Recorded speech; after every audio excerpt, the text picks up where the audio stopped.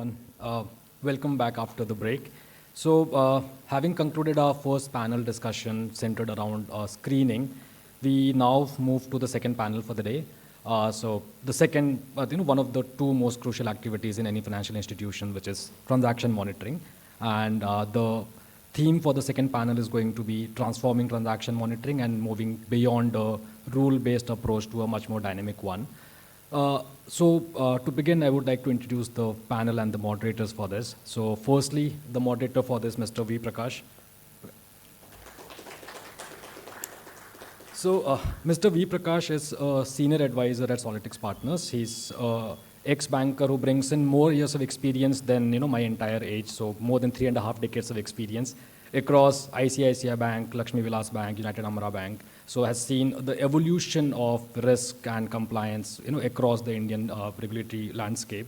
So thank you so much, Mr. Prakash. Second, we have the first panelist for today, Shalini. So Ms. Shalini is the head of financial crime. So Shalini is the head of financial crime analytics at Solitix, and whatever you see in terms of the kind of solutions we have been able to build, right? I think a huge credit for that goes to Shalini and team for executing that. So Shalini, welcome to the panel. Next, we have Mr. Aditya Shinkhede. So Aditya is the MLRO at Revolut India, right? And currently oversees the entire financial crime and regulatory compliance strategy at the at the institution.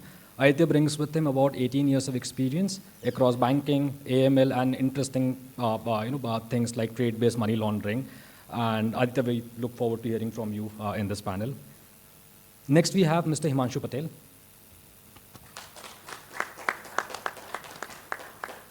So I think all of us would be aware about the entire GIFT City setup in India. So Himanshu currently is the principal officer at ICICI Bank, the GIFT City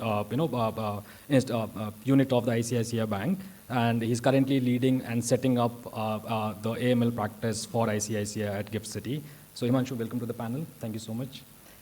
Next, we have Mr. Prithviraj Sen Gupta, representing the larger insurance industry in India. So Prithvi is the Senior Vice President of Compliance at HDFC Life and leads the larger AML compliance and advocacy units at the institution. Prior to his stint at HDFC Life, I think he's worked across almost all of the major regulatory, all of the major insurance industries, insurance companies within India, including Future Generali, Tata. So Prithvi, pleasure to have you at the panel. And finally, we have Shafat. Shafat is the head of compliance monitoring at Wahed Invest. We saw her colleague Mujib talk about the screening part, and Shafat is now going to talk about her experience on the transaction monitoring front. With more than 15 years of experience in the related domains from KYC to transaction monitoring, Shafat has been playing a very pivotal role in building Wahed's larger vision in towards a more inclusive, Islamic fintech kind of a collaboration across the globe. So Shafat, welcome to the panel. So that's the panel for today, everybody, and we'll get started. Prakash, over to you. Thank you. Warm welcome to the delegates and particularly to my participants of this discussion. Transaction monitoring is a very interesting subject because I think transaction is as old as mankind, right? So right from the time when the word bank was coined of some Italian sitting on a bench and lending money, we had transactions. And transaction monitoring has always been a challenging area right from the time transactions happened, because every time wanted to monitor the transaction. So depending on the availability of infrastructure at that point of time across the years, it has evolved. And like today we are talking of AI enabled and stuff like that. I began my banking career in '85 and we didn't have computerization, so we had manual, right? So we had transaction monitoring actually going through transaction by transaction, which had its pitfalls in terms of it didn't have scale. So if you look at India also till the 90s, our rate of growth was only 3.5%. We started talking of 6%, 7% post computerization and speeding up of transactions. So with that background, I thought we will just speak about what challenges we have and what the perspective we have from this wide-ranging panelists. So Uh, Shapat, I would like to take, take you the first question. Given Wahad's footprint across Asia and Malaysia, UAE and now soon in India, how is your team leveraging technology to move beyond traditional rule-based transaction monitoring and enhance the effectiveness of your financial crime detection? Okay. So as you said, like technology has come a very, very long way. I mean, I still remember when I started my banking career, we used to use those big physical ledgers, you know. We used to literally call the peon or the clerk, "Bhaiya zara aake help kar do," you know, to lift this. So right from those manual ledger days, now we see technology in a very big way and being used extensively in every walk of our lives, whether be it our professional or personal life. So in Wahid, yes, of course, I think Mushir also did mention that we are present in different geographies, so that itself poses a big challenge for us in terms of, like, you know, the regulatory expectations, okay? Like the FCA in UK has different expectations, while for us it's the FSRA and the DGM in UAE. So they have different expectations. So we have to, you know, literally look at how best can we use technology to reduce our manual workload. So in terms of technology, yes, we are trying to use internal tools like, you know, Metabase is something which we are using currently to generate reports. And definitely we are looking at how best can we evaluate. Now, we being a robo-advisor, like we work totally digitally. Like our clients get onboarded digitally through the app. That itself is a big challenge for us. Like if there is a suspicious transaction, how do I reach out to the client in the first place? You know, the best communication for me is just an email. But how often do we actually look at our own personal emails? Probably, you know, sometimes it even goes into the spam folder. So I think that's the only mode we have. At the most, we can probably call the client, and then now with all the spam and fraud calls that we get, I think all of us are really hesitant, you know, to pick up any unsaved numbers, right? So what we're trying to do is right now, I mean, of course, one is, like I said, Metabase. And we are trying to use internal tools. Like we have something known as iTribble, which is used for sending out bulk emails. So we're trying to use that, and Zendesk is another platform. So we're trying to use a combination where we send out these emails, and the responses also come back in an automated on that Zendesk platform. And it automatically then again gives us a feed that yes, the client has responded or not responded. So this is something what we are trying to evaluate internally, like how best we can use whatever tools are available. But then of course, like, you know, there is a saying, like technology is a good servant but a bad master. So yes, of course, we are still the ringmasters, I would say. Thank you. In fact, what you said was very relevant because technology has to be used more and more in transactions. If you look at an Indian example, if you look at the PNB scam that happened of Nirav Modi, it was a simple case of SWIFT not being linked to the transaction system. You know, it was such a simple thing, but bank thought it was too expensive to afford. You know, so. And I'll just add, like in my past earlier banking experience, like one of the big banks, there was a big fraud that had occurred, okay? So when they looked at, they said, it was a very simple scenario which could have caught by the transaction monitoring rules or, you know, scenarios. But what they realized when they did the root cause analysis was that one of the critical rule, okay, was switched off from the back end by the IT guys when they were doing some updation. You know, so while we are using technology, you always need a human hand above it to, you know, to keep an eye, is it working fine or not, you know? So we got to review even our technology, how is it being used, you know? Is it giving us the optimum results in the right manner or not? In fact, it just reminded me when we first started ATM in ICICI Bank in '96, I was heading the Delhi branch. If some of you recall, the limit was only 3,000 rupees because it was offline. It would get connected to the system only next morning. So, you know, so we have evolved a long way. Thank you. Coming to Prithviraj, life insurance, something which all of us talk about. In the Indian insurance sector, how do you view the effectiveness of legacy transaction monitoring systems in detecting subtle and evolving fraud or financial crime topologies? So, you know, I would rather like to put it across this way that in the Indian life insurance sector, though the transaction monitoring is not as new as what we heard in the previous session in the general insurance sector, but I think it's a combination of manual review of, you know, MISs, reports, some element of workflow, And yes, a lot of homegrown kind of facilitation and enablers that, eventually helps us keep things on track. So per se, I think, I may talk on behalf of the entire industry and we may say that there is no one-stop solution that the life insurance can today use to say that yes, by using the solution, from a transaction monitoring point of view, we would be completely kosher. We would be ticking all the right boxes. So one, the struggle is having the right solution today.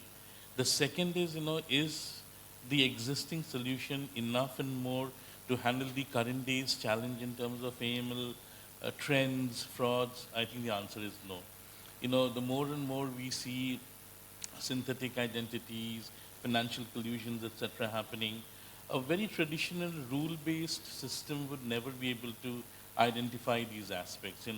Hence, adaptive systems are the need of the Need hour. of the hour. But maybe the sector doesn't appeal much to the service providers. And if I'm sorry, politics, but it doesn't appeal much to the service providers. I don't think so. There is enough and more thought given to cater to the insurance sector per se. Like we heard the challenges in the general insurance sector. Life insurance, we have our red flag indicators, typologies for over a decade now.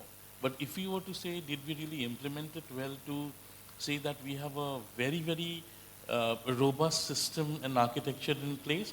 I think the answer is it's a hybrid model that's running across organizations. And we are all trying our level best to kind of keep up with the changing times, the trends, risk monitoring, identification of threats, financial crimes, etc. I think the only thing that works in our favor is that insurance as a sector is a low-risk sector, even as per the Indian National Risk Assessment. So I think that is where we stand, as a sector. Thank you. So basically, we are all saying that technology and transactions have to move together. Yes, big time for us. Thank you. So thank you. Coming to Aditya, let's talk about fintech a little bit. And as the MLRO of Revolt, one of India's largest fintech with global presence in 40 plus countries and plan to launch in India, what are the unique challenges you face in transaction monitoring for a digital first bank dealing with high transaction volumes, cross-border flows, and evolving financial crime typologies? Yeah, so I might sound counterintuitive, but frankly, I don't see any major challenge in transaction monitoring, which can be attributed only to us being a digital-only bank or a digital-first bank. The transaction monitoring process, the frameworks are pretty standard across industries, what I feel. Having worked with public sector banks, private sector banks, and now with fintechs. I have seen similar patterns, similar framework that entities deploy. You have automated alert generating systems. You have then alerts getting assigned to individual agents or analysts who go through the customer profile, transaction profiles, and all that, and then escalate cases which they find to be suspicious, which is a standard template that entities across industries and across sectors follow. We are no different. We also have similar setup. There might be some nuances which we do it differently, but the idea remains the same. On the second point, which was on high volumes, how do you manage high volumes? So obviously comes in the your AI and your technology here. We have two solutions that we have that comes to my mind. One is to use AI to reduce the false positives. The better the logic, the better the algorithm, the lesser the false positives. This is one area. Second is use AI to self-evaluate the alerts. So say I'm talking about a L0 or L1 kind of role, which is pretty straightforward. You don't need very technical knowledge or very high decision-making abilities. Say for example something like matching the face of the suspect with your customer, or matching the date of birth or a name. So this is not rocket science, right? I mean, an AI tool is well capable enough to do these kind of checks. So maybe have something like that in place and maybe relieve that particular agent to some other important role. So I think these are the two areas that we have worked so far on to reduce the false positives and to help us with the high number of volumes. Just one more point, transactions. Aditya, would touch upon is cross-border flows. Is there any difference between you and a normal bank? No, again, philosophically, we are doing the same thing which bank does. Maybe we are doing a little differently. But at fundamental level, at transaction monitoring level, I don't see any major challenge or any major difference that we encounter. Thank you. So now let's come to a bank. Himanshu, you operate in Gift City, which is like very novel to many of us and very exciting because it throws up a lot of possibilities. Yeah. So operating within the unique regulatory environment of IFCSA, what challenges does the bank face in Gift City in transaction monitoring for cross-border flows and complex financial structures? So good evening everyone, and thank you Solidix Sparta for inviting me. As you said, I come from a unique regulatory environment, Gift City. So before I go ahead with their answer, I would like to speak a bit on what is Gift City exactly. So Gift City is divided into two sections. One is the domestic tariff area and second is the special economic zone. Special economic zone is governed by the IFSCA, while domestic tariff area is like the normal corporate environment we have in whole India. So technically speaking, I am currently outside India, working outside India, but geographically located in India. So given this, whole ecosystem, there are various set of unique products which we have, sir, in Gift City. And we can onboard the customer, from anywhere in the world, any geography except India. So in that case, we face a lot many challenges as far as the constitutional documents of the customers are concerned, in which geography what things should be taken as a constitutional documents, and at multiple times we have seen there are multiple layer of companies which are created just to hide the beneficial owner of the that entity. So these are the few challenges which we face in IFCA environment that we currently exist. Additionally, there is one more enabler that we have, that is of a fund management entity, wherein that entity manages a fund of a trust, and it is just managing it and not doing nothing. It does not hold any right of the whole fund. So in that case, we have seen that it is just to hide the white income and just to hide the beneficial owner of the company. So these are the few constitutional documents, as well as identifying the beneficial owners in such case are the few challenges that we see in this IFCA environment. So. Sorry, just it led to a couple of more points from my side. Yes. Is there any standardization of constitutional documents that IFSCA has recommended? And additionally, as these FIIs who open accounts with you, how do you kind of monitor them? So as far as standardization of document goes, it cannot be done for the whole globe. In every country, that can be some sort of a constitutional document. So there is no specific as such guidelines from the regulator. It is we have to do our own due diligence, as and when we have the prospective customer coming in. So that's it from the regulator. That's it. Thank you. Now coming to Shalini, homegrown head of FCC in Solidix. With your experience leading transaction monitoring at Standard Chartered and now working with global banks at Solidix, what are the key limitations you have seen in traditional rule-based monitoring frameworks when it comes to detecting sophisticated typologies like money mules, shell entities, and virtual assets? Yeah, just to first touch upon what is essentially a rule-based framework is. So today, most of the banks or most of the fintech companies have all these RFIs or red flags kind of mapped as a rule. These rules are having some thresholds beyond which you would alert. All this is done in an automated way through automated systems. But still the core, or I would say the backbone of these systems are these rules or RFIs. It can detect or it can identify to the extent the RFIs are configured. So there is a lot of process and controls which are established around this rule framework in order to ensure that the monitoring is effective. So it's no simple thing that is still there today, and it's there today in most 95% of the organizations. While that is there, as we say that your system is as effective as the rules which is configured in it, as effective as the thresholds which are continuously and frequently fine-tuned. Otherwise, you are just going to get false positives and so on, right? So let's say a simple large cash deposit or an early repayment of a loan. All of these work well only when based on that particular rules which are configured. Now, because the way the rules are designed, there can be it's a generic thing, it works in 0.1% or 5% of the cases, but the 95% of the cases it doesn't work. And B, it is that known pattern that you're detecting. And rules, after a point in time, it can't handle complex layers. So when I want to see the movement from one layer to another layer to another layer, still within the bank's ecosystem, if there are unknown links amongst two customers or a common third party, you might not have a lot of information about third party, you will still have the account number.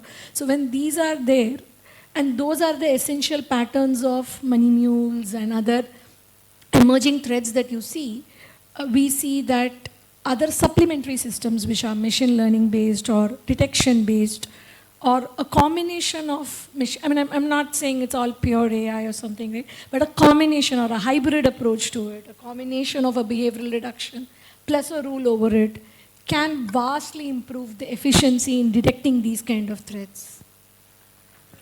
When you talk about different banks, is there any common set of rules all of them follow, or you see them as a different? The fundamentals most of these banks follow are same. Like I would say 80% of the rules are same across these banks. They might word it differently, name it differently, but it is essentially does the same monitoring. But the 20% rules are only which is different, right? Like it is going to vary from bank to bank, depending upon their portfolio, the specific risk product that they want to cater to. So those are the custom rules which every bank has, and those rules we've seen in bank A to bank B, where that bank A, for them, it's yielding a good amount of STRs, whereas it's not very much in line with the operating business model for another bank. So yeah, there are a lot of similarities, but I wouldn't say it's like to like everywhere. Thank you. So we'll now shift to behavior-based and adaptive monitoring. You know, when you talk about these things of behavior-based, there's one very famous case called Nagarwala case. I don't know many of you have heard.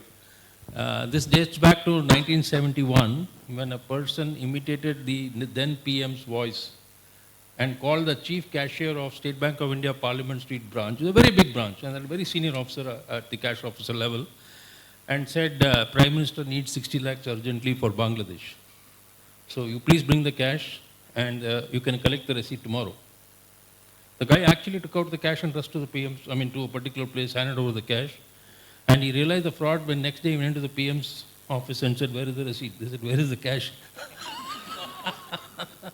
So, it depends on systems and processes. So, we'll take off from there. So, I'll come back to Shafat. How do you see the transition from static rule-based systems to behavior-based adaptive monitoring evolving across the markets you cover?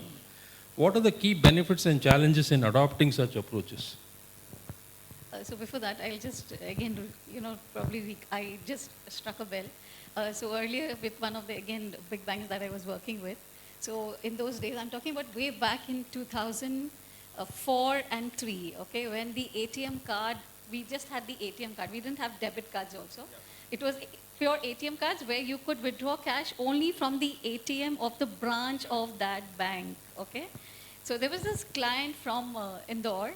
And every time he used to come and he used to try to withdraw cash, he used to be he used to fail. Then finally he got fed up and he used to, call the contact center that time. That again was very newly established. So they said, now this needs to be escalated. This client is just eating our head and he's just going on complaining and complaining.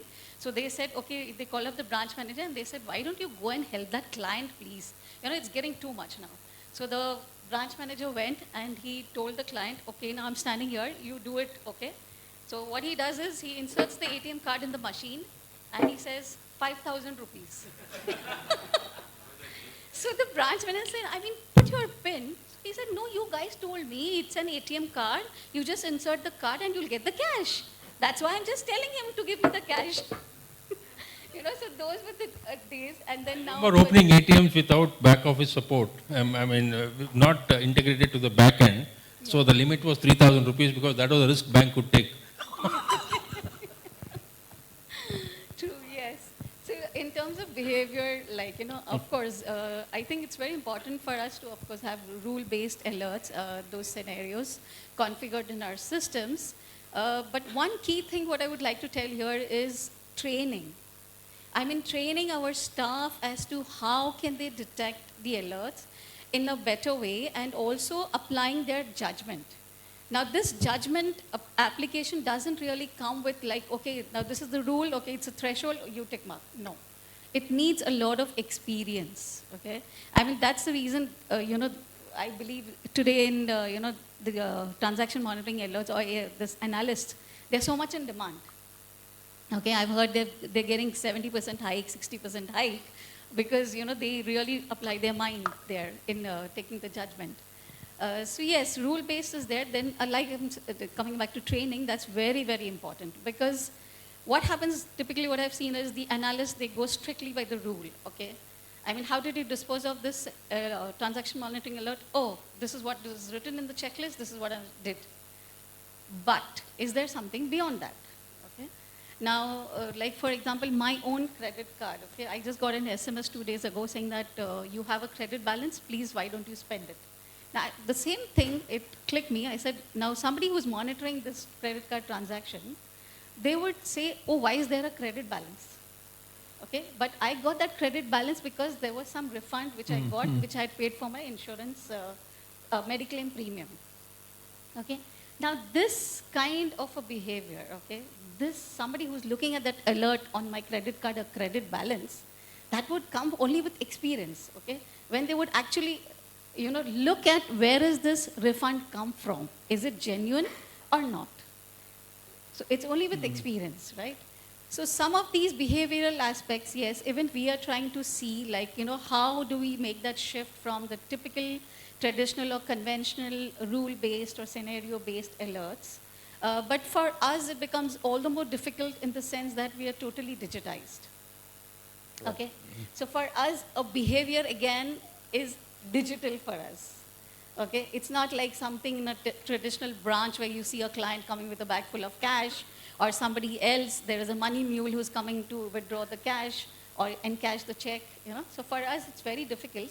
But yes, we are evolving and we are trying to see, like, how best we can apply even behavioral transaction. But here again, to identify these behavior-based alerts, it's also very relevant or significant to understand the products that you offer. Okay? Suppose if I have a client who is depositing, say, $100 every day, okay? But my AML analyst is not aware. So he would come to me and say that, ma'am, look, this is really very, very suspicious. I mean, how can anybody, deposit every day? Why would he deposit every day? So then we have to go back and look, okay, we have a recurring deposit product. So that is where it, syncs up with the product offering. So it's, again, our products also we should know well. So, KYP, know your products. No, I agree. I think it's a lot of it is based on profiles, systems, processes of the day, And today we look at an environment which is global. See, we come from a traditional background of everything remaining within four walls of a branch, right? Then it moved to a centralized database. Now it's like a global database. So it's like complications keep adding up. I quite understand what you're saying. Okay. Prithvi, just wanted to check with you on what do you think adaptive intelligence and behavior-based monitoring could transform fraud and AML detection in India's insurance industry? So in the insurance industry, if you per se look at it holistically, the fraud, etc., is only detected at a claim stage, the general fraud. Right. But when we look at financial crime, and which is also fraud, for that, the currently industry is completely reliant on rule-based systems. Now, rule-based systems have a lot of limitations. They perform within certain thresholds and boundaries, generate a lot of false positives. So what happens is a lot of bandwidth and energy goes in reviewing those false positives, and yet not, fructifying to, say, reporting or identification of a fraud. So absolutely, behavioral based and adaptive learning is the way forward. Now, as we all understand that, say, insurance frauds or per se any financial frauds, they are, known to be geography specific, particular kind of transaction specific. So the existing rule-based systems are incapable of identifying any of that. So the way forward has to be behavioral and adaptive. Now, the benefits, obviously, it's definitely it is, it weighs much more because one, we'll have a real-time risk score. Secondly, reducing the false positive. And most importantly, it gives us the platform to identify risks and frauds and tuning our own systems on the go almost. So absolutely, like there is no two-way is about it. I think we have to shift from the traditional transaction monitoring system, and I think that would be pretty prevalent for all industries at large. Moving from a rule-based to adaptive and behavior, I think that is absolutely the way forward. But I think the challenges would be to uniformly make it applicable across players of the same industry, because the regulator and the auditor will have trouble otherwise figuring out whose adaptive system is working better. Or That's one, and secondly, I think it can never be a one-size-fits. Correct. It would depend on the stature of the organization, the scale of business, the geographies in which that business operates. Like even in, say, in the insurance space, some are very, very urban-focused companies, some are very, very tier 2, tier 3 city-focused companies, and some are generally present across the country. Some would be, more prevalent in the, say, the northern part of country, some in the southern part, some on western part, and some, is very sparsely allocated towards the eastern part of the country. So when we say adaptive and behavior-based, I think a lot of study has to go into it. And equally, the systems have to be very, very fungible, both in terms of monitoring systems as well as, the core admin systems, in terms of ability to capture and gather information, collect data sources. Otherwise, we may have a very state-of-the-art front-end interface to throw false positives, but unless the data is not, it's ensured that it's not garbage, we can never kind of make use of that system. Thank you.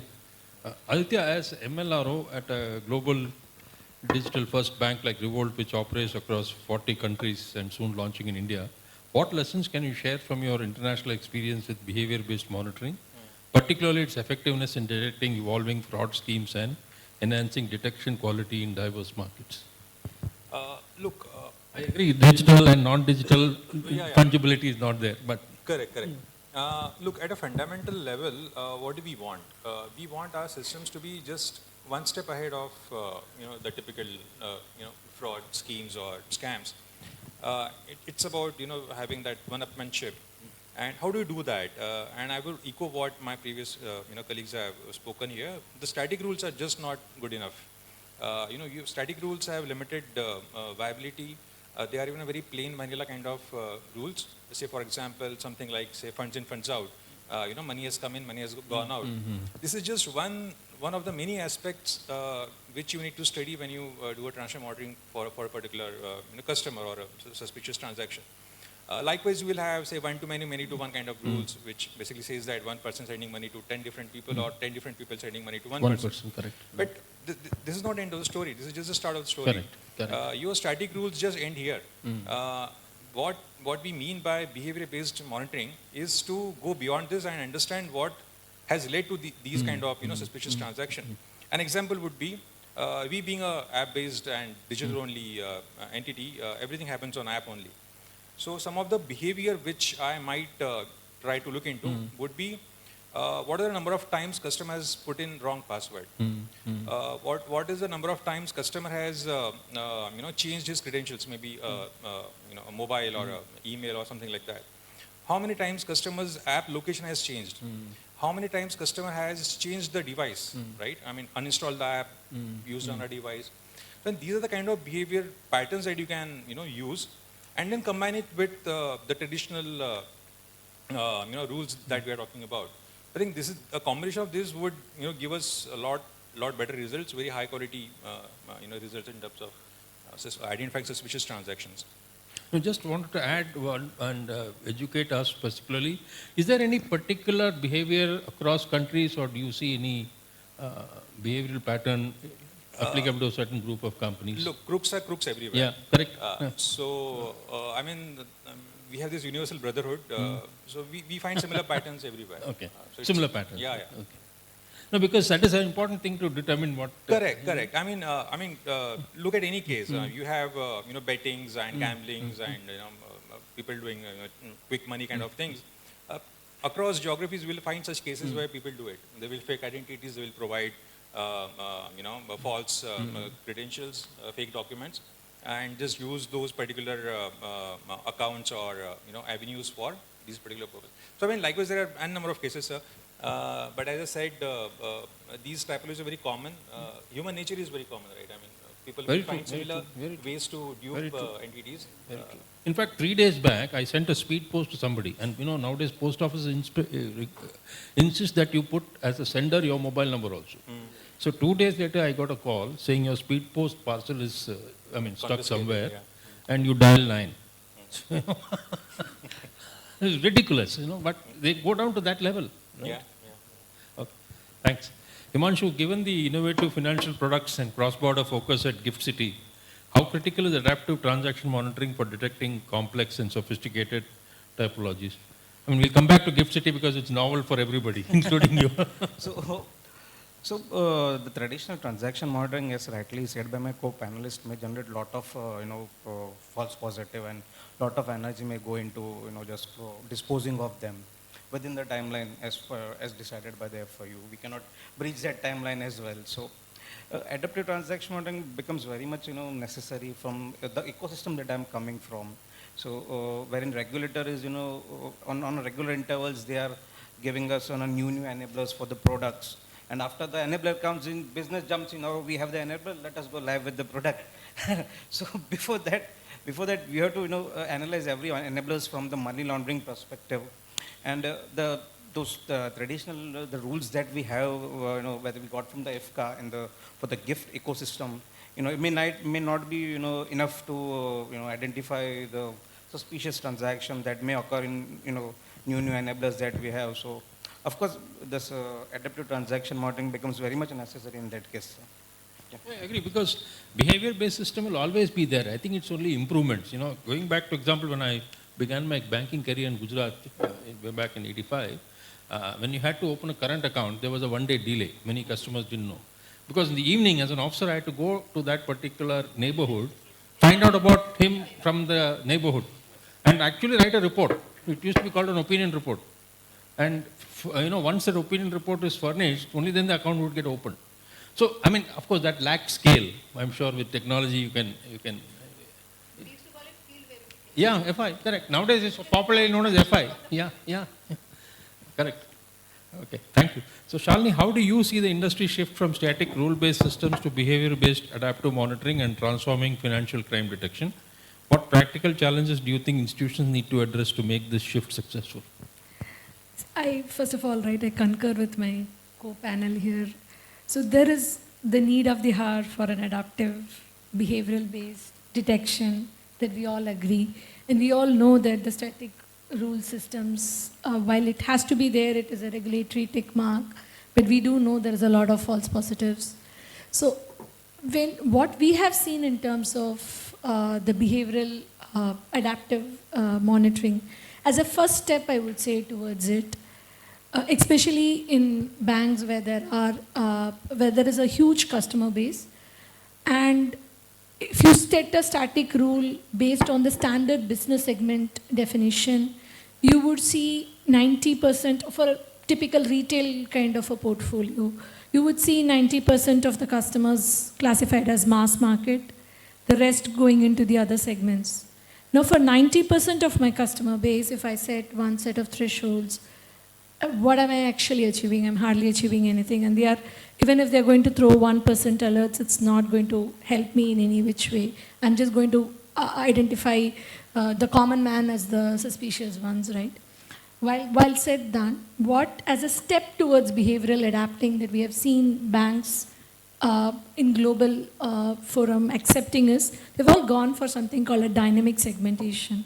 So where your segmentation approach is not just based on your business segments, but rather it is based on the actual behavioral pattern of the customers. So this doesn't again happen on day one that he onboards, but post 6 months where there is an enough behavioral pattern built on how he is transacting with the bank or how he is transacting, that forms a very good approach that we have seen where you're able to achieve splits within the mass market segment or within the corporate segment and have then the rule systems enforced on it, where you're able to have more, what I would say, targeted alert generation that happens. And that's a step towards behavioral.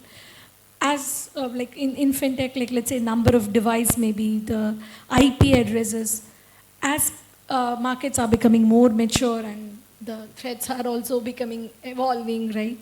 So we see these kind of attributes which are now getting captured by a lot of players in the industry. The fintechs are really adopting it to it much because there the element of identifying a pattern itself is different. So there you see all these kind of intelligence feeding into those kind of models, and then you classify them and then you try to apply a rule. I'm not saying it's 100%, but it's still a step towards our approach to an adaptive monitoring.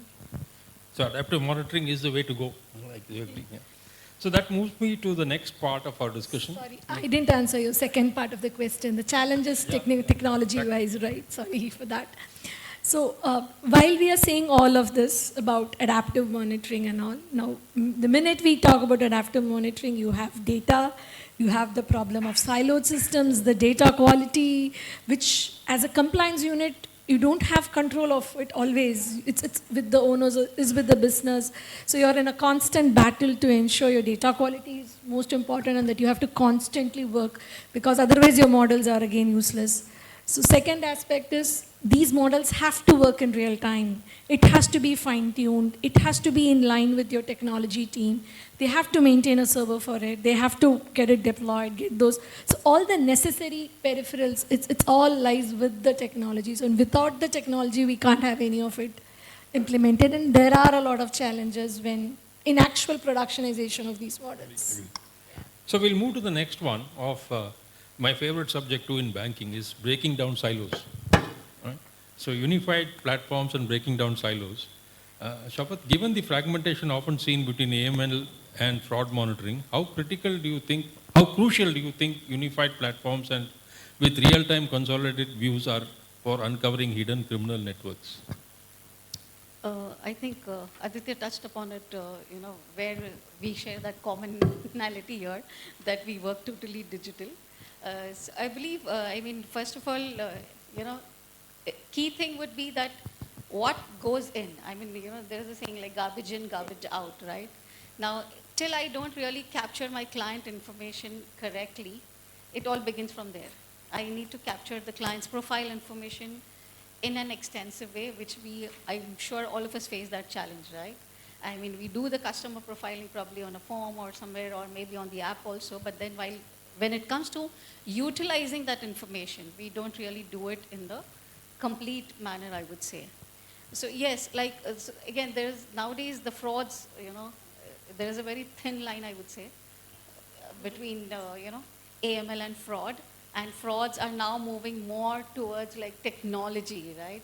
Like Aditya again touched upon, the IP addresses are getting changed, the devices are getting changed, or if the client just, before he executes a big transaction, he changes his address. Or probably, he says, change my mobile number. So those are some of the things. So yes, it is a requirement. Honestly speaking, for us, we are still in a nascent stage because, we are just expanding in different geographies. And yes, but like for us, since we are totally digital, fraud is mainly from an IT perspective, I would say. Again, we have these cyber threats, okay, the bot attacks and cyber threats, etc. So yes, definitely we should be looking at how best we can integrate AML and the fraud angle, how we can evaluate and then identify it. We are still evaluating that actually. Thanks.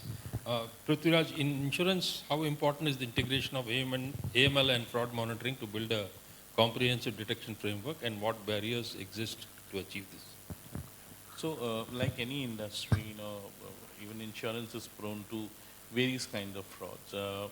Propensity to money laundering, is little lower because of the nature of the product, but that too on the life side.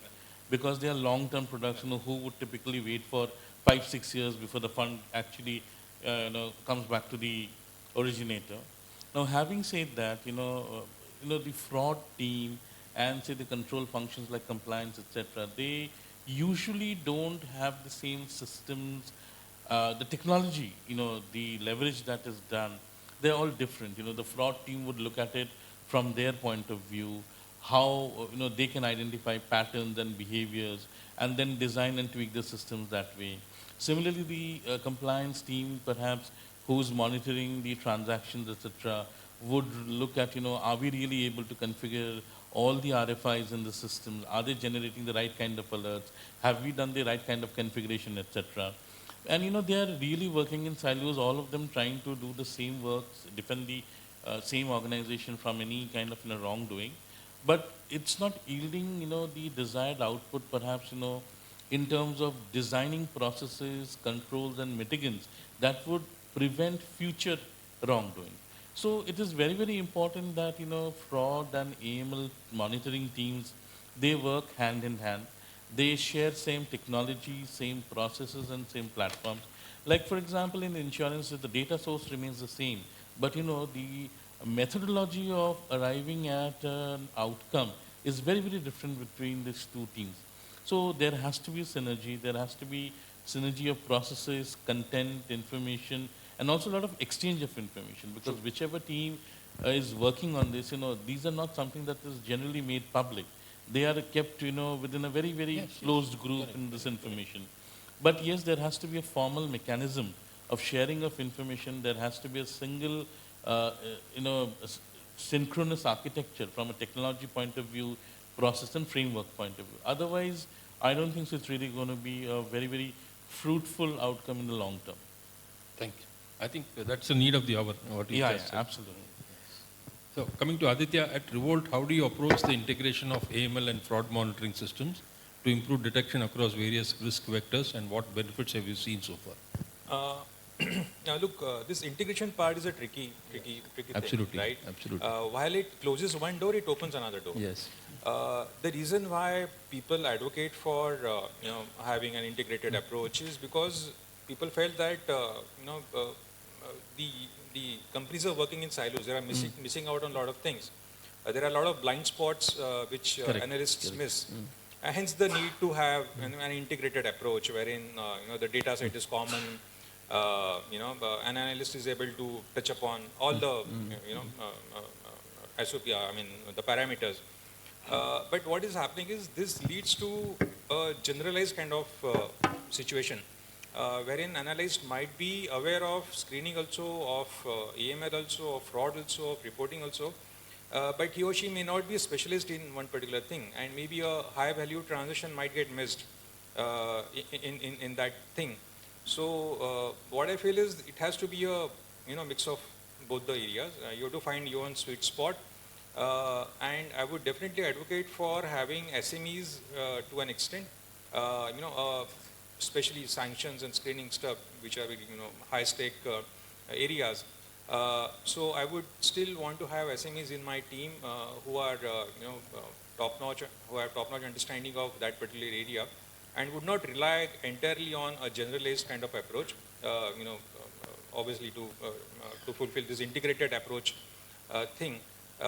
In my case, in our case, at Revolut also, we do follow an integrated approach. All our rules, all our models, algorithms have common data set. Agent is mandated to look upon certain parameters, irrespective of the kind of alert that he or she is reviewing. So that level of integration we have, but after a certain level, if the analysts feel that there's need for some specialized intervention, he or she can then pass it on to the specialist, and then they will take over from there. So we try to balance it, both the things, and not rely on only one model of AML framework. I think then, as I understand you, it's better the provider of information or the system integrator should be able to link it up for the user. Yes. I think that's the need of the hour.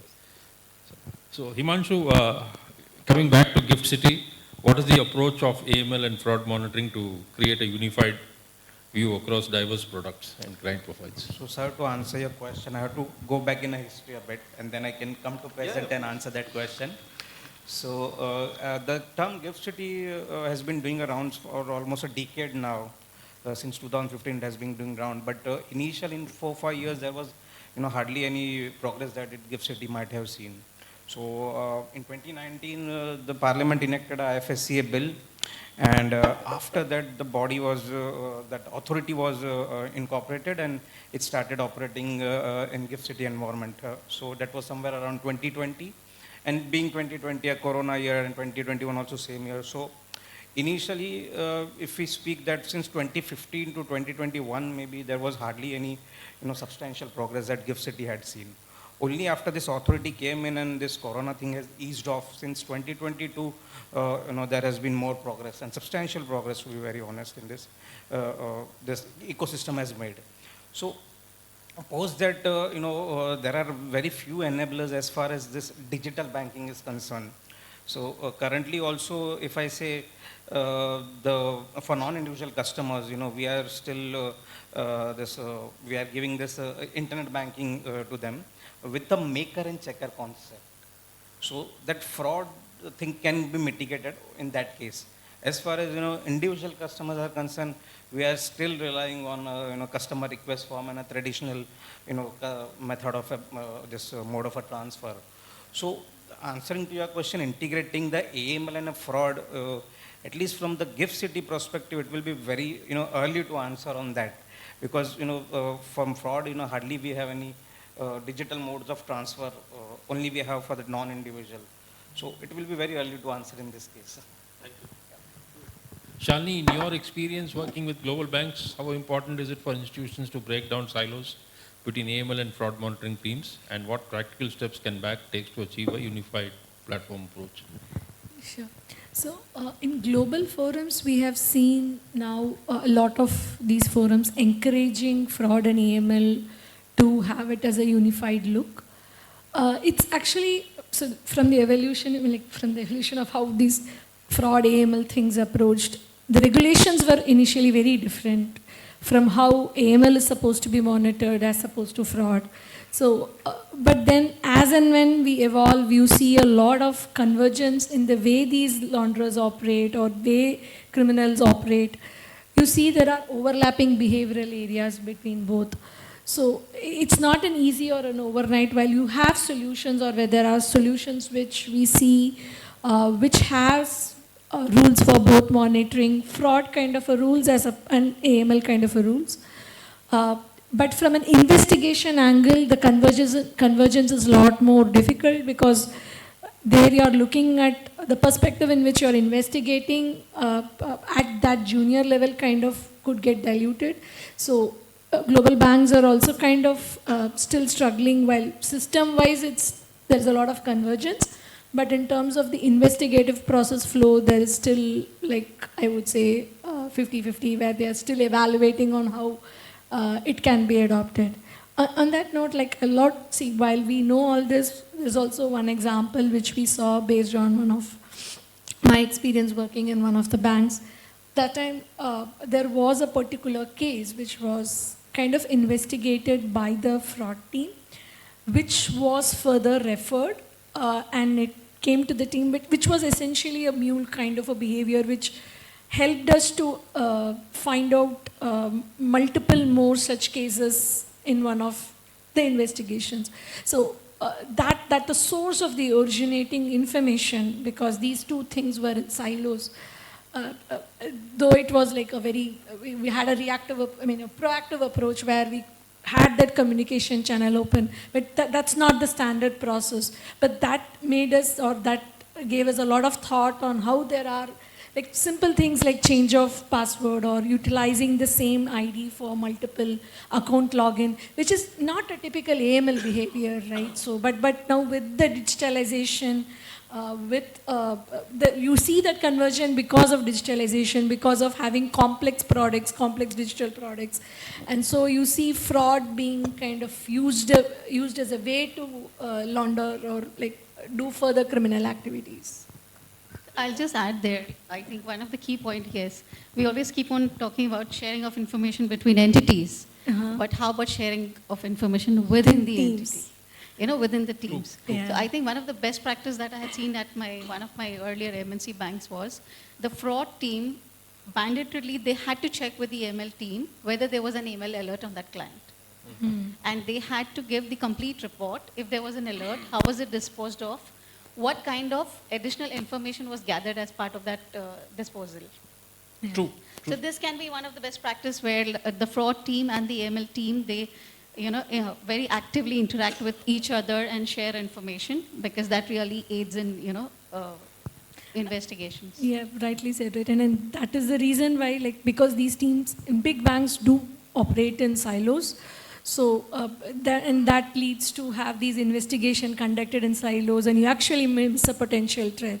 So, that's the process and controls around it definitely makes I think, yeah, sense. a lot needs to be done, because I remember I worked in Burma in a bank a few years ago, and sanctions, right?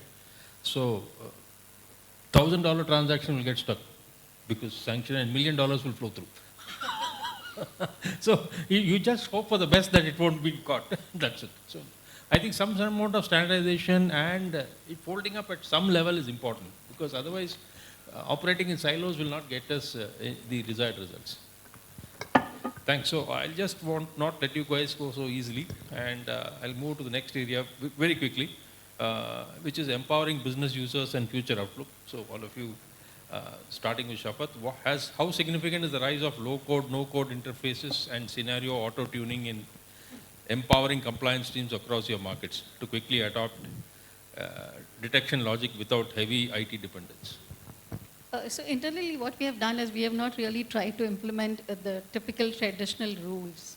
So looking at our own products and the typical behavior or the attributes of a specific geography where we operate, we have tried to build scenarios or rules based on the client behavior that is generally observed by the peers.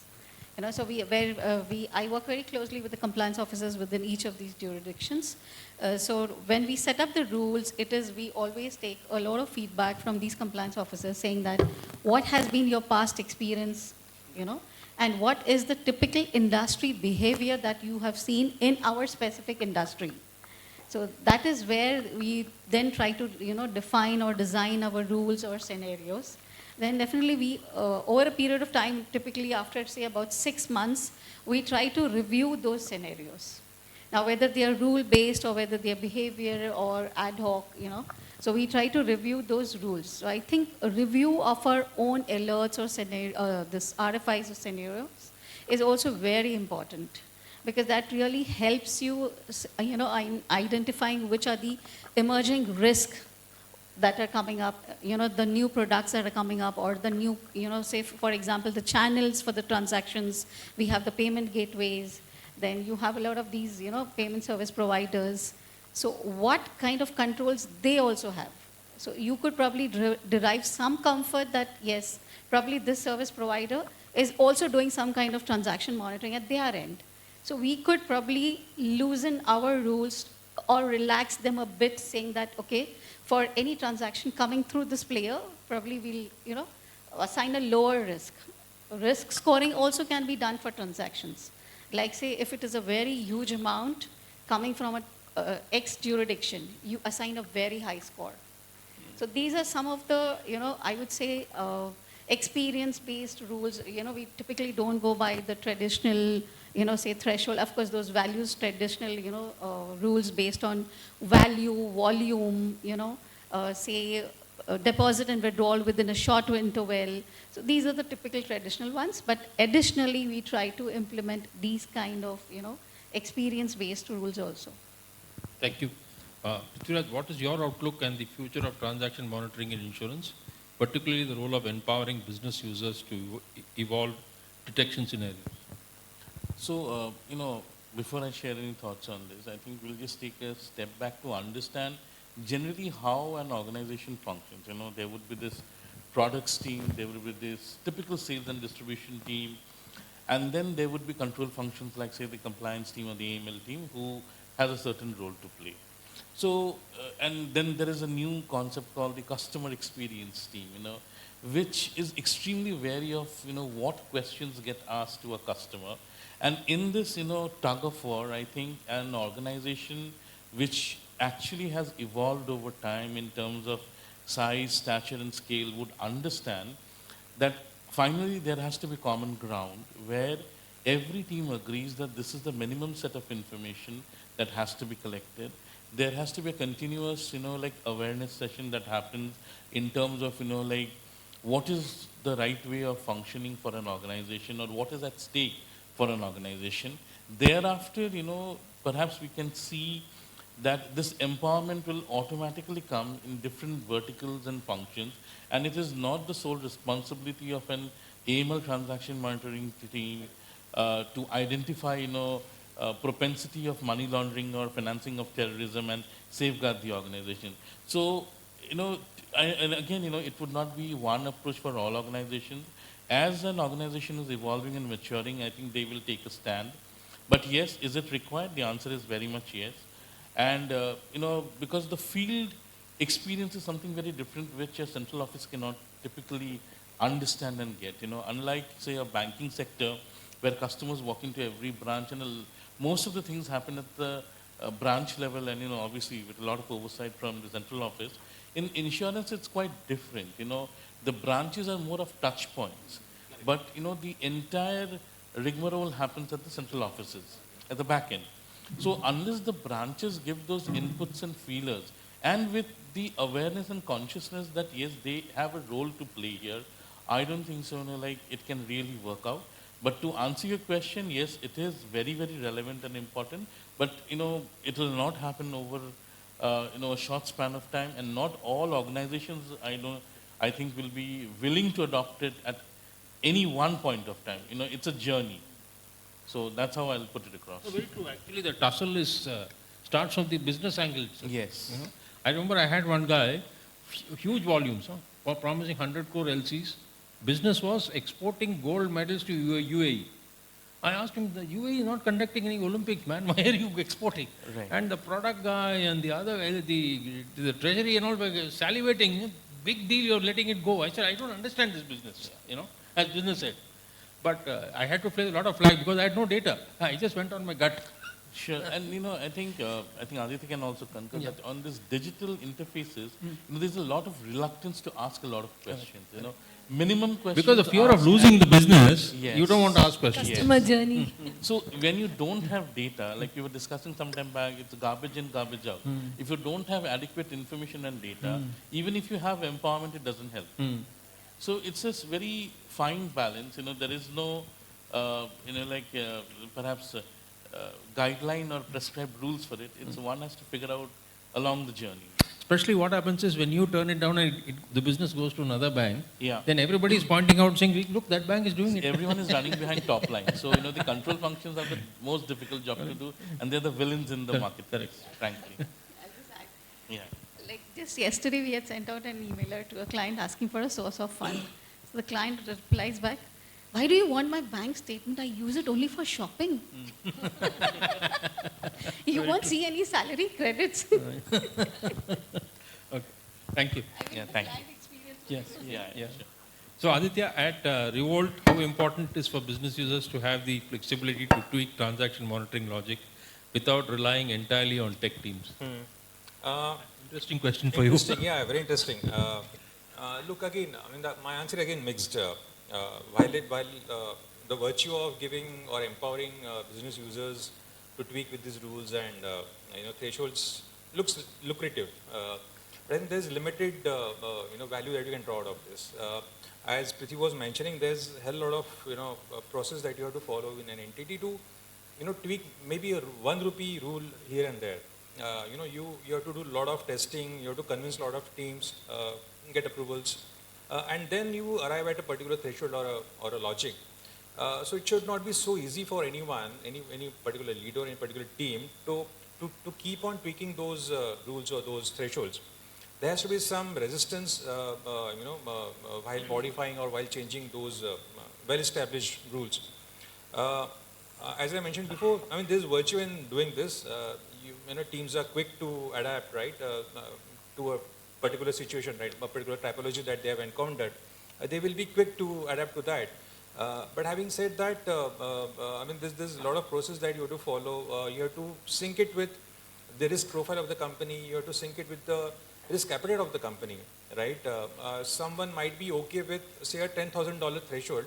Someone might not be okay with a $1 lakh threshold, right? So it depends on what appetite your company has, rather than just some acumen of a particular business leader who says, "नहीं इसको ऐसे नहीं इसको ऐसा करते हैं." So that it should not be so easy. Yeah, so that's what I think on this. And coming to Prithvi's question, which he was asking, if you can't take data, get data, right? I mean, a lot of examples which I gave are non-intrusive, right? You're not bothering customer. I'm just trying to see what he or she is doing. Say, for example, changing passwords or entering incorrect passwords. So I'm not checking on the customer. I'm not asking her anything. I'm just trying to observe what he or she is doing. So maybe that can be one approach. With centralization of command, a lot of IT flowing into things, you guys have data.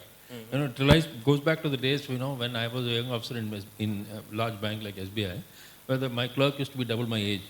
He'll turn around and say, "Saab, ye theek nahi hai." I better listen to him because he's using his intelligence, and he knows the guy. He says, "Isko mat karo." So no data, but correct judgment. Anyway.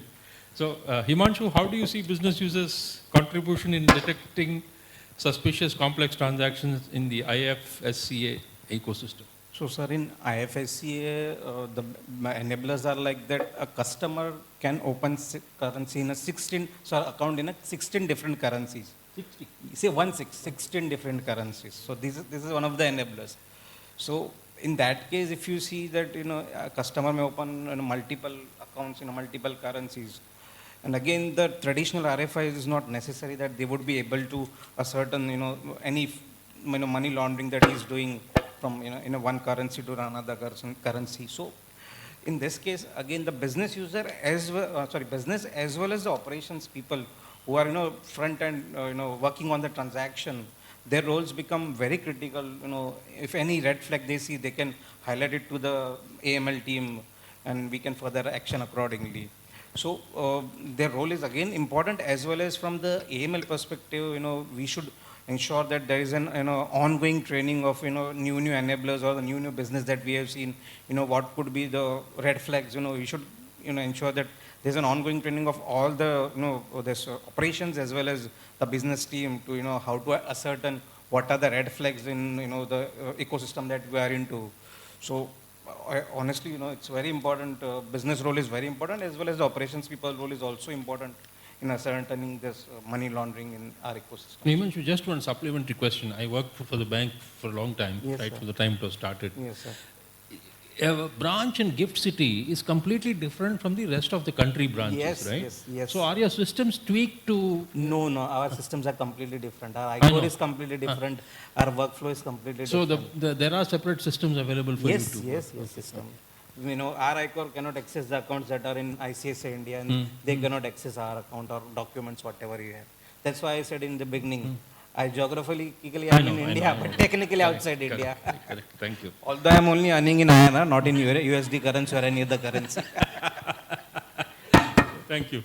So, Shalini, coming to you, how do you see low-code, no-code interfaces and scenario auto-tuning, empowering compliance teams to evolve detection logic quickly?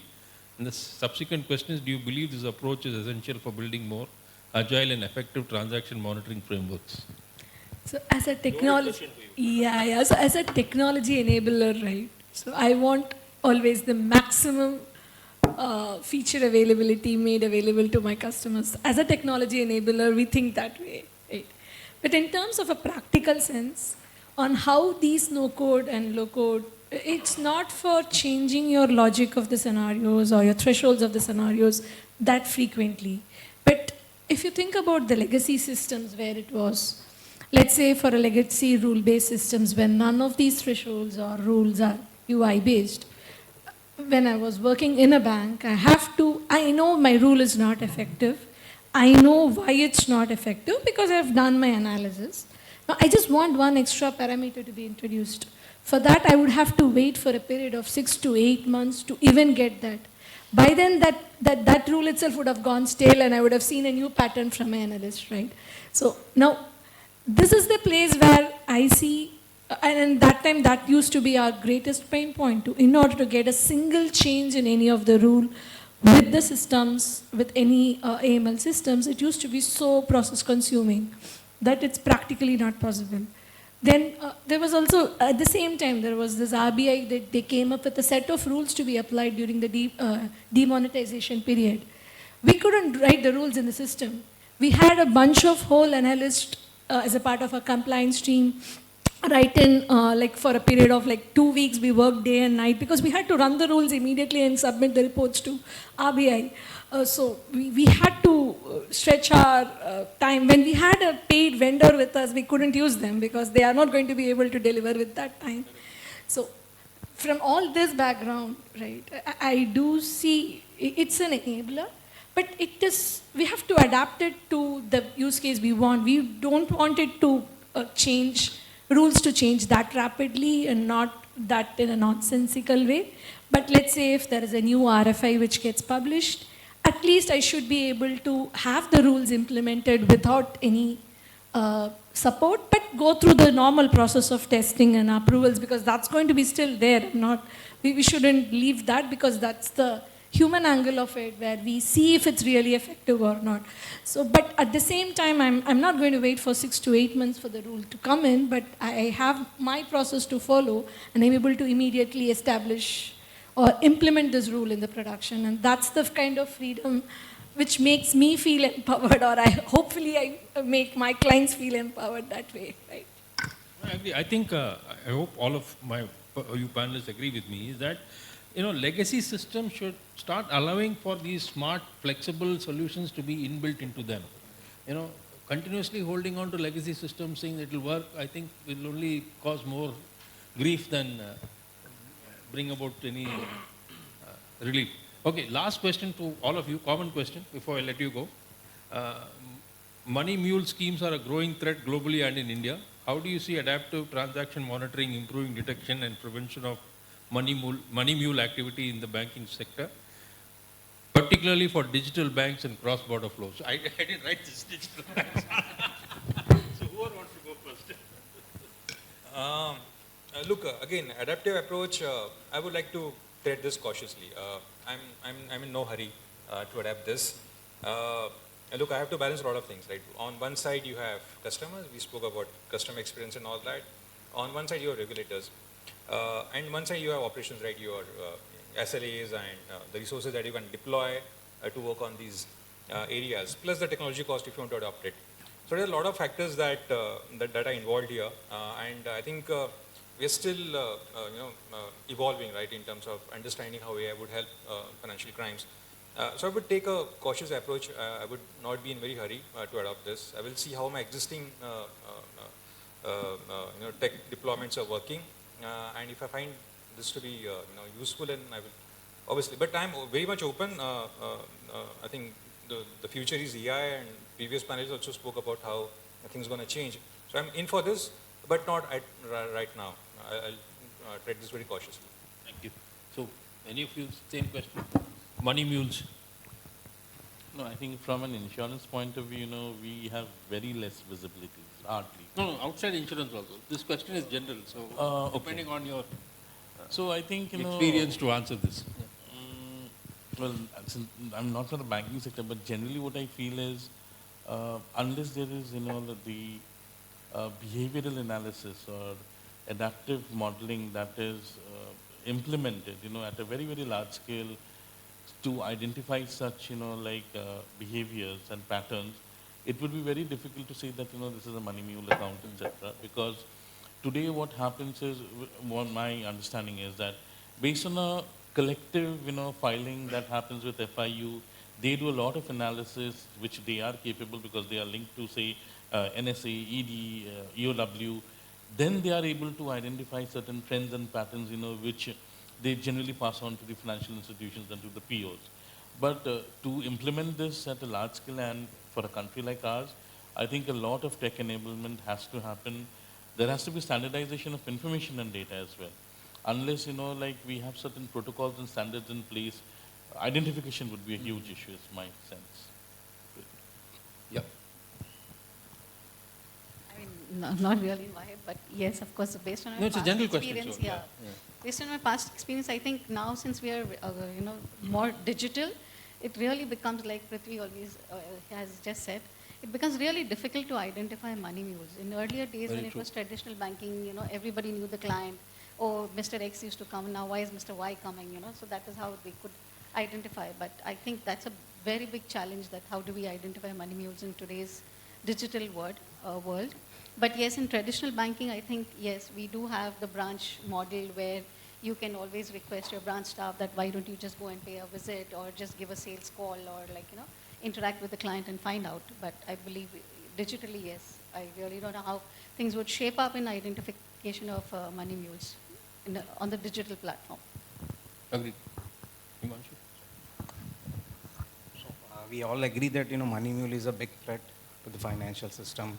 And having said that, in GIFT's ecosystem, as far as individuals are concerned, so there are hardly any enablers currently live for digital banking and also.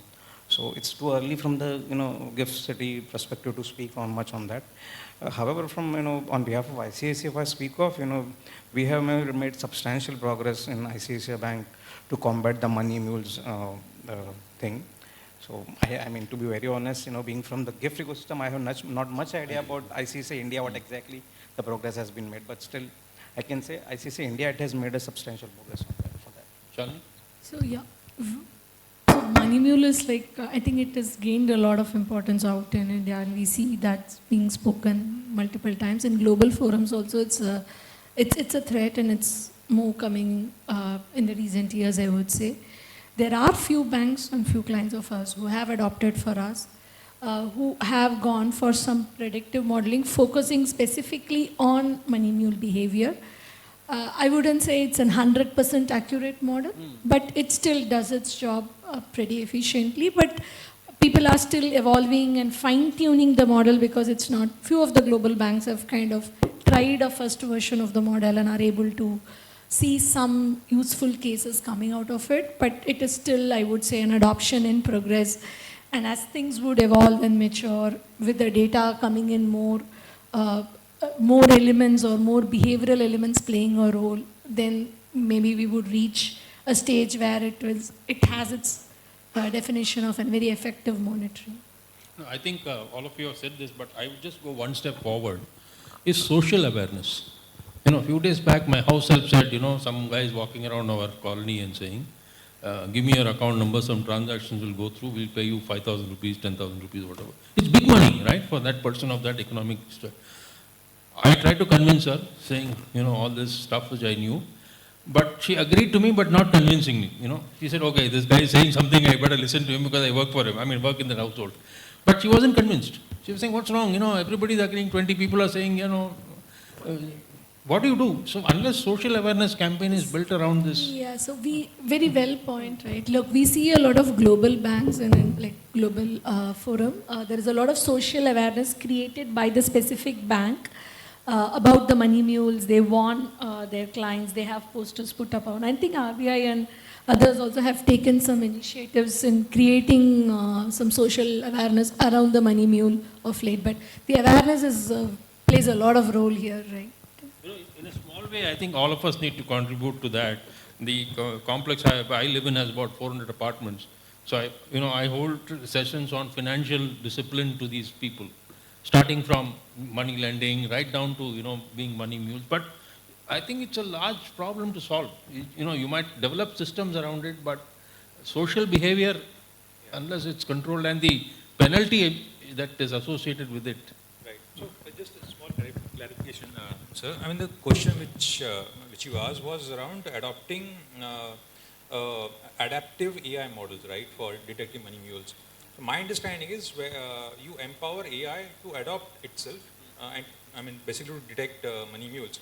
So there are two parts. So on this particular approach, I said I am a little cautious to have an adoptive kind of approach, basically empowering AI too much to detect money mules. While this does not mean that we will not make any efforts to detect money mules. In fact, throughout my career in AML, I have seen a lot of these money mules and very interesting cases. While this is a threat, this is a menace, but it's not very smart. These are like, your swan drones, right? They will come with hundreds of them at a time. So there's no point hitting each and every drone. You just have to hit the control and command center. And all these money pools will have some or other common threads, be it kind of by way of transfers, by way of ownerships, by way of partnerships, something like that. So you just have to hit that, maybe make some effort and find out that core who's managing this whole, syndicate. Yeah, so that's what I wanted to just have. So I'll just add here, so the money mules, I mean, the genesis of that or the origination happened was with the identity theft, okay? Now, I don't know who would be able to answer, whether you or Deepak. So recently we encountered where we tried to generate a passport through AI, okay? And we pushed that passport into the name screening system. It went through. Now, I'm very keen to know whether any of the tech screening applications would be able to identify that this is an AI-generated document. You know? There are few applications which can detect to a good extent if the photograph or the video is AI generated on. So yeah, it's there. Yeah. The image world, in terms of the facial recognition or these kind of document detection, it's not essentially a screening. The name screening is aside, so that's a very sanctioned. Not the entity. name screening. Yeah, I'll these correct kind of myself. screening. It was the Yeah, due yeah. diligence application. So there, in The fact, ID the- checks, yeah. yeah. So there, the AI has made, I would say, is able to match or at least identify fake documents in a much better way, rather than adapting AI to just maybe holistically a compliance problem. I wouldn't say so. But in these, especially the images and those documents, there are AI apps which are able to detect those kind of fake ones. Yeah, so it's technology fighting technology. Yeah. No, very true, because sometimes when you talk about the credit balance in your credit card account, some refund comes when you make a Google Pay, for example, and the string you cannot understand. And you don't know what the hell this transaction is about, you know. It might be some 112 rupees, but still you're worried as to where is this credit coming from. I think therefore technology has to kind of piece this together. Anyway, thank you very much all of you. It was a very interesting discussion. If you have any Q&A, we can take them or we can close.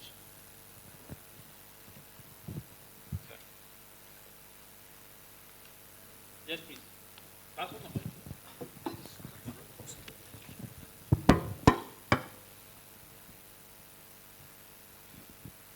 Thank you. I was audible? Yes. Yeah.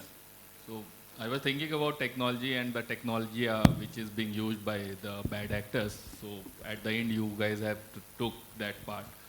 Prithvi has taken this thing that outside we cannot manage more, but how we can make internal stakeholders aware, moving from rule-based to proactive, because we are using UPI, real-time settlement, and real-time delivery. So in 10 minutes, your transactions are being done. So being a compliance guy, everything has to be in real time. So behavior, how we can make internal stakeholders more aware. So what can be the way forward from rule-based to proactive?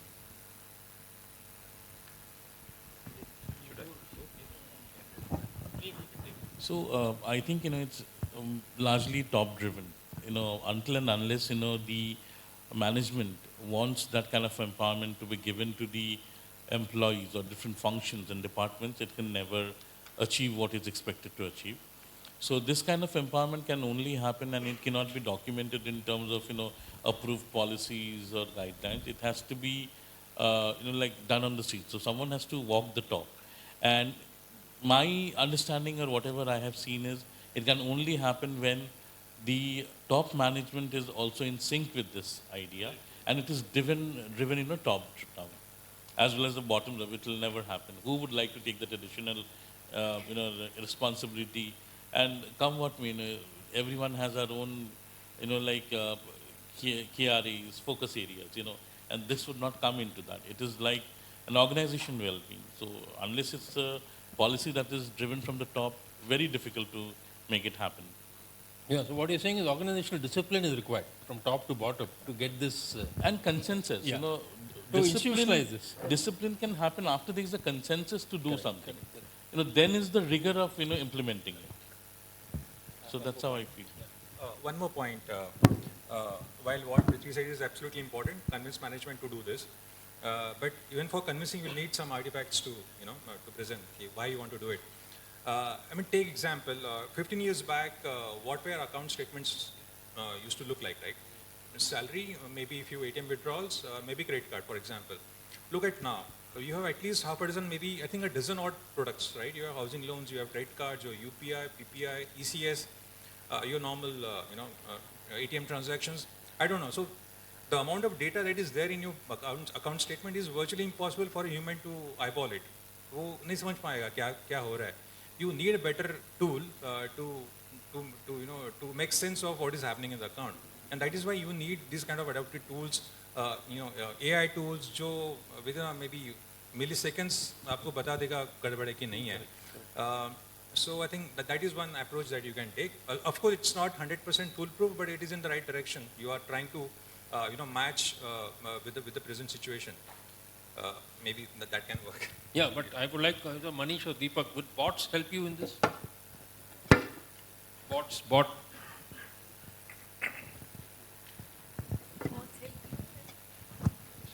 Monitoring these transactions, because now there are 15 pages of transaction of a 1 month statement, right? Exactly, right? So I think bots, automation, AI, I think is all related, right? And the idea is to sort of do away with a lot of operational work that was being done, right? And as I think the question was asked, we are moving toward a very real-time kind of a scenario, right? In terms of having things done in milliseconds and seconds, right?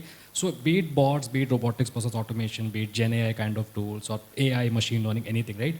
Leveraging technology to sort of do this thing is, as Aditya said, a step in the right direction. Might not be foolproof, but it's the need of the hour because technology, we discussed, right, it's being used as a double-edged sword, right? The fraudsters are using it, so you have to use technology to combat that also. So I think we could call it by any name, Prakash, right? But it's basically using technology that we've created to sort of make our lives easier and to sort of keep pace, with how things are changing.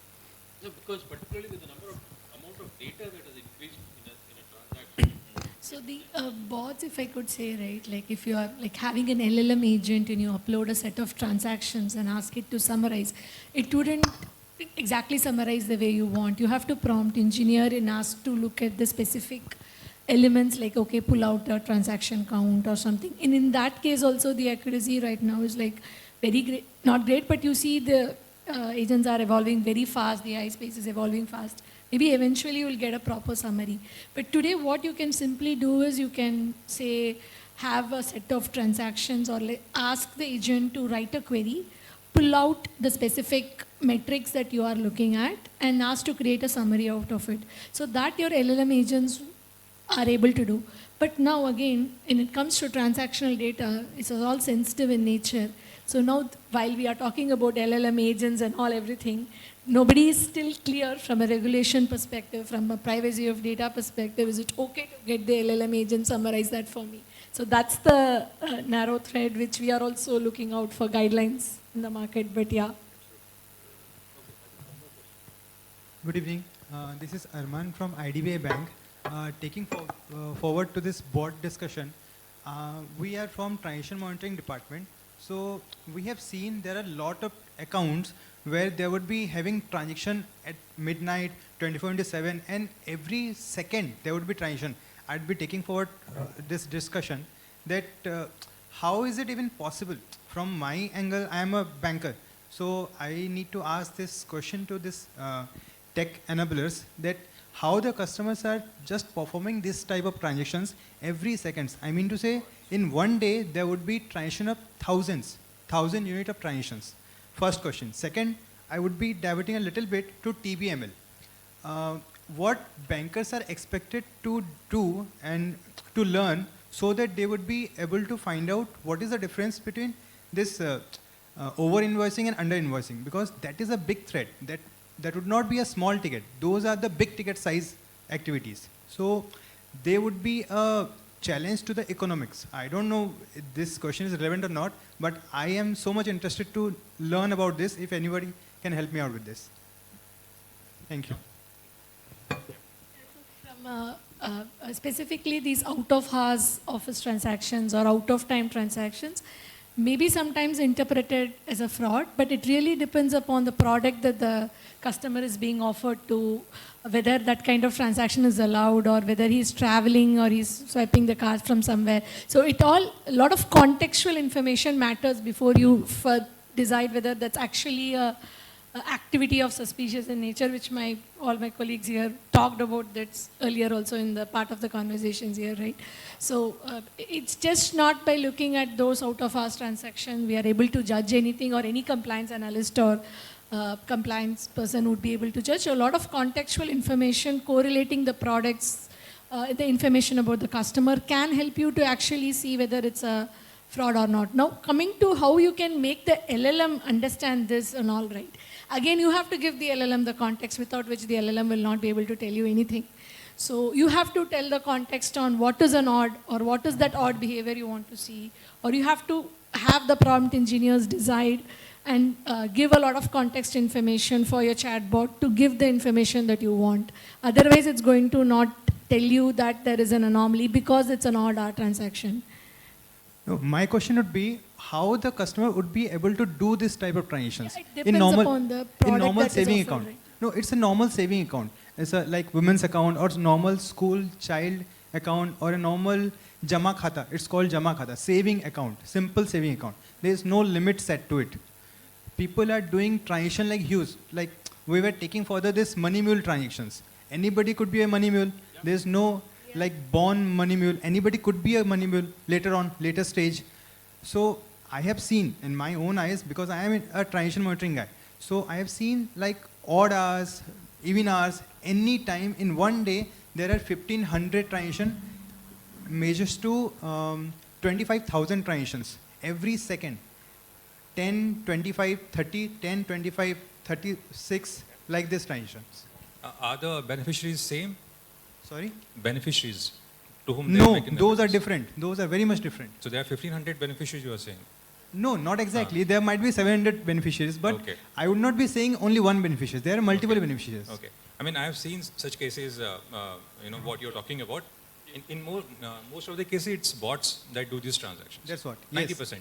And the beneficiaries would be gaming apps, gambling apps, Yes. FX trading apps. So I think this is where my mind goes to. On the TBML part, so I worked in TBML in my career, so I can have 2 bits on this. Under invoicing, over invoicing is a very tricky thing. It is the hardest thing to prove or to justify, unless you have very pricey information with you. Yeah, correct. Too much. But what you should bother about, or what you should be concerned about, is the approach that you are taking. Are your system robust enough, to check for TBML, RFIs, for example, right? Is your intent in the right direction or not? Are your agents capable or capable to understand what a basic trade is, what an LC is, what an export is, what an import is, what are invoices, what is bill of lading, stuff like that.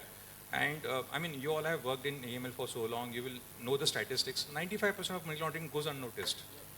Agree. So it's the 5% that that you catch, and of that 5%, maybe 1% gets prosecuted.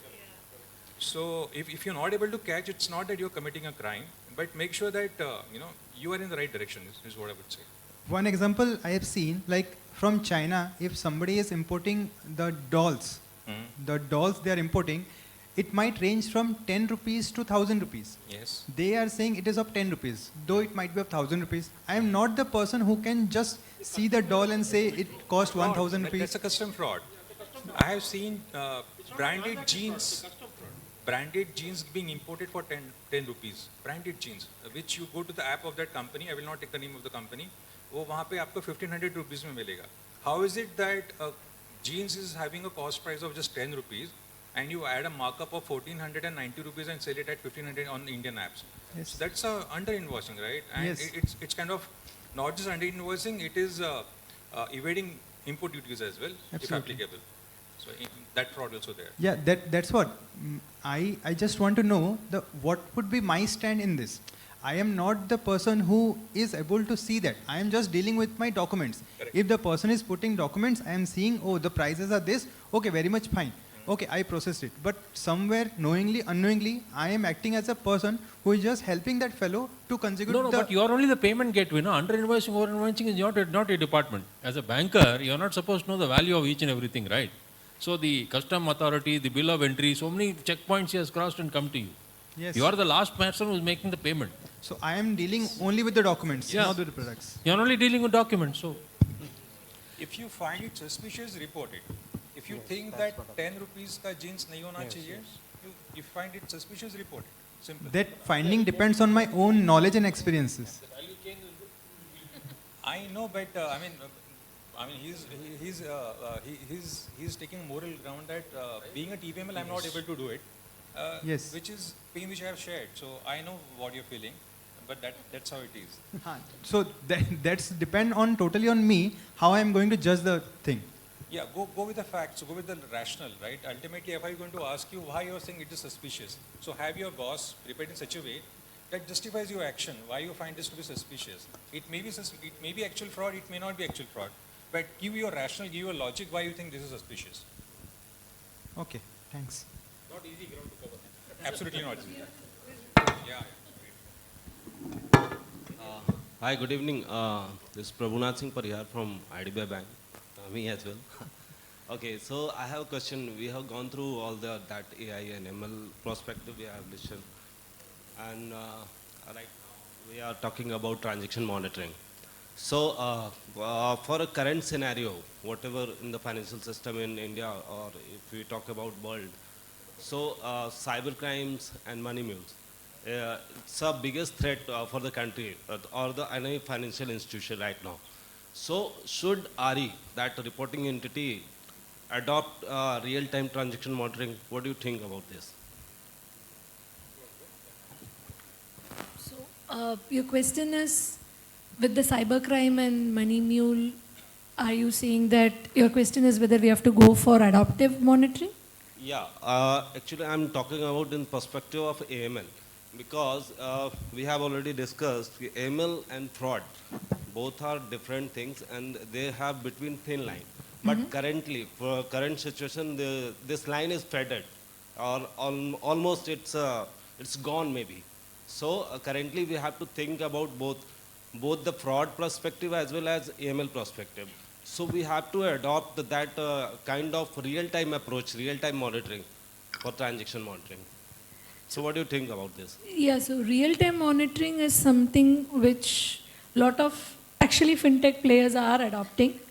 They want to have certain kind of, not everything, certain kind of rules or certain kind of behavioral modeling done in the real time, more from a fraud perspective. So let me just quote a simple example. Let's say if I'm doing a foreign transaction swipe, there are so many now automated voice messages or messages you have to come to accept it. So these are all based on your behavioral patterns saying that you do not transact typically from a foreign location, you're transacting. So these are things which are done in real time and not in batch or at the end of the day, that you already see today that this is implemented. This is a fraud kind of a rule which is kind of implemented. So people do implement those kind of things. For more complex patterns, maybe not it, right? But these kind of, now which is maybe still evolving, but these kind of things you do see there is a lot of behavioral based modeling which can help you to detect these things in a real-time basis. I'll just add to what Shalini said. Probably you could take a risk-based approach where you pick up only transactions above a certain risk score. Either you assign a risk score to a transaction or you just pick up very high-risk transactions, like say transactions above a certain threshold or transactions being conducted or executed only between 11 p.m. to 1 a.m. So that has a major fraud risk or a higher fraud risk. So we can take a risk-based approach and then you could probably have certain kind of transactions being monitored on a real-time basis. So I have seen certain organizations where they have a very small team working 24/7. Okay, so who does this? Real-time monitoring. So there we could have a risk-based approach and probably just cherry pick certain kind of transactions, which you do it on a real-time basis. Because obviously it's not practically feasible to do all your transactions screening on a real-time basis. I mean, a big bank like IDBI Bank, it's impossible. Yeah, you would need an army, right, of people to do that. I'm agree with you. Yeah. But actually, so if we talk about transaction monitoring, anyway, it's a post-mortem activity. Once the transaction has been done and fraudster take away all the money from the financial institution or something, then we have go and do transaction monitoring and just file STR for this customer. But currently we have to, for the situation for cybercrime and money mule, in both are the activity, we even regulators and government, everyone needs to, we have to stop these transactions. Stop this transaction. No, I think your question was whether do we need to do real-time Yeah, exactly. right, Whether we monitoring? have to So- adopt real-time monitoring in AML I perspective hope as my well. it answered your question. We can take a risk-based approach. Yeah, we and, have probably adopted have that only a risk-based certain approach, set yeah. of transactions monitored on a real-time basis. Yeah, okay. Thank you. Yeah, thank you. Thank you very much, panelists. It's been a very interesting time. We could go on and on. I think it is, given the time. Prakash, just one final question from the audience today. Good evening. My name is Saurav. I'm from Ahiwala Insurance. My question to the panel is that in insurance, as per AML, what we do, we categorize the customer in two modes: high risk and low risk. Okay. So I just want a suggestion from this panel, as per your experience, that for high risk customer we perform the EDD. Okay. Now in EDD, if as per your experience, what we need to only go do the transaction monitoring, or we should also adopt this behavioral monitoring also? I think what we do in our organization is, now that we have so many social media platforms available to us, easily available to us. So one such platform is LinkedIn, okay? So we go and we check the client's profile there as well. So just to get some comfort that, if the client is saying I'm an SVP in some organization. Sorry to interrupt you. See, LinkedIn is for a particular base of customers, okay? If we say the tier 2, tier 3 cities customers, okay, then how to approach there? EDD. Yes. Okay. See, I understand where you're coming from. Now, to put things into context, to have behavioral understanding, do we have the data? It is very easy to say that, should we only do transaction monitoring or behavioral analysis? To do behavioral analysis, in the current scheme of things, in the life insurance space in India, I don't think so any one of us have the data to say that this is the behavioral analysis over a certain period of time. So I think, we're taking a step ahead without having the framework in place. None of us can implement a behavioral analysis right now. We don't have that modeling capability. Right now, we are completely rule-based. And that too, yeah, as I mentioned, I'm sure it's the same thing at your end. You would have some Excel analysis, some workflow, some back-end reports, and that is how we are trying to put things together, connect the dots. So behavioral analysis is the next, generation of transaction monitoring that I don't think so we even have the, seed planted for that, frankly. We have some platforms like now IIB is there, okay? So they do some analysis and provide the details to the insurers. So see, IIB is typically for agent licensing and your POS. That is typically how. So far, that's the public information. right. IIB has a lot of capability, but to build that, I don't think that this is the right forum. A lot of companies have not agreed to give the information to IIBs.